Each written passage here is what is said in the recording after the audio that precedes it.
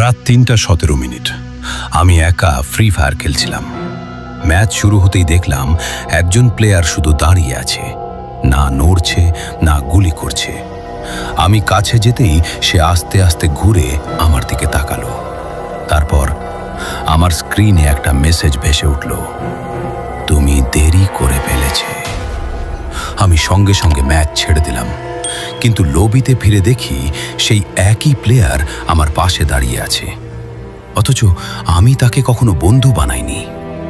আজও রাত ৩টা বাজলেই আমি আর ফ্রি ফায়ার খুলি না। সবাই বলে এটা শুধু একটা গেম, কিন্তু আমি জানি সেটা সত্যি নয়।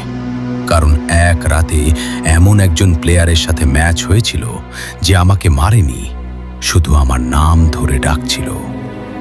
ম্যাচ শেষ হয়ে গেছে, কিন্তু সে এখনো অনলাইনে আছে।